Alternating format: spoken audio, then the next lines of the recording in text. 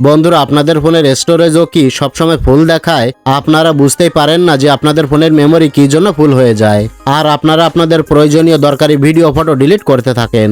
তো আজকে আপনাদের দেখাবো গুগল ফাইলসের এমন একটা সেটিং যেটা করে রাখলে আপনাদের ফোনের মেমোরি অনেক ফ্রি হয়ে যাবে এবং আপনাদের ফোনটা কিন্তু সুপার ফাস্ট ও স্মুথলি কাজ করবে। তো কাজটা কি করে করতে হয় চলুন সেটাই দেখিয়ে দিই। ওকে, তো এই কাজটা করার জন্য আপনারা আপনাদের ফোনে এই যে গুগল বলে যে ফাইল ম্যানেজার আছে, এই ফাইল ম্যানেজারটা ওপেন করবেন। তো গুগলের এই ফাইল ম্যানেজারটা যদি আপনাদের ফোনে না থাকে তাহলে আপনারা প্লে স্টোর অ্যাপটাকে ওপেন করবেন। ওপেন করার পর সার্চ বারে টাচ করে এখানে লিখবেন ফাইল ম্যানেজার। ফাইল ম্যানেজার লিখে সার্চ করবেন। সার্চ করলে আপনাদের সামনে এই যে 2 নম্বর ফাইলস বাই গুগল এই অ্যাপটা চলে আসবে। এই অ্যাপটাকে আপনারা ইনস্টল করে নেবেন। ইনস্টল করার পর এটাকে ওপেন করবেন। তো আমার ইনস্টল করা আছে, আমি ওপেন করছি। ওপেন করলে এরকম ইন্টারফেস আপনাদের সামনে চলে আসবে। তো এই পেজের বাঁদিকে উপরে যে 3 লাইন আছে, এই 3 লাইনে টাচ করবেন। টাচ করলে এখানে দেখুন একটা অপশন আছে ক্লিন। এই ক্লিনের মধ্যে টাচ করবেন। ক্লিনে টাচ করলে দেখুন এখানে প্রথমে একটা অপশন আছে জাঙ্ক ফাইলস। তো এবার এই জাঙ্ক ফাইলগুলো কিন্তু সরাসরি আপনারা আপনাদের ফোনের গ্যালারিতে বা কোনো ডকুমেন্টের মধ্যে খুঁজে পাবেন না। সেজন্য এই জাঙ্ক ফাইলগুলো কিন্তু আপনাদের ডিলিট করতে হবে। তো তার জন্য কি করবেন, এই ক্লিনে টাচ করবেন। টাচ করার পরে আপনাদের কাছে আবারও একটা পারমিশন চাইবে যে আমরা এটাকে ক্লিন করতে চাই কিনা। তো আপনারা এই ক্লিয়ারে টাচ করে দেবেন। টাচ করে দিলেই আপনাদের ফোনে যতগুলো জাঙ্ক ফাইল ছিল সেগুলো কিন্তু সব ডিলিট হয়ে যাবে বা ক্লিন হয়ে যাবে। ওকে, তো আমরা বিভিন্ন সময় অনেক স্ক্রিনশট বিভিন্ন কাজের জন্য নিয়ে রাখি।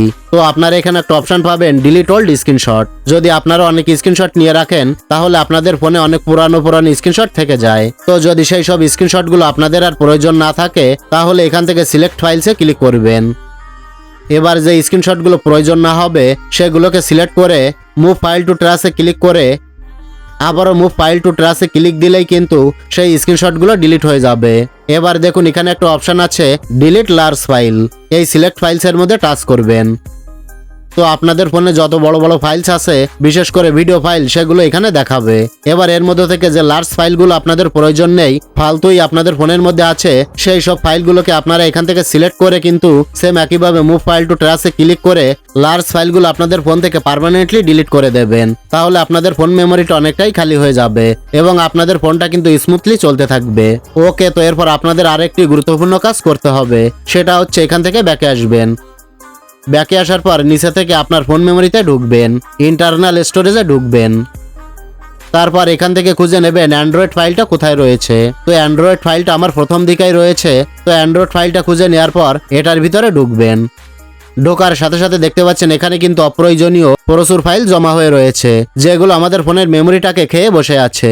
তো এখান থেকে সমস্ত অপ্রয়োজনীয় ফাইলগুলো আপনারা এভাবে সিলেক্ট করে ডিলিট করে দেবেন। সিলেক্ট করার পর উপর থেকে 3 ডটে ক্লিক করবেন। তারপর এখান থেকে ডিলিট পার্মানেন্টলি অপশনে ক্লিক করলেই আপনাদের ফোনের অপ্রয়োজনীয় ফাইলগুলো ডিলিট হয়ে যাবে এবং আপনাদের ফোনের মেমোরি অনেকটাই ফাঁকা হয়ে যাবে।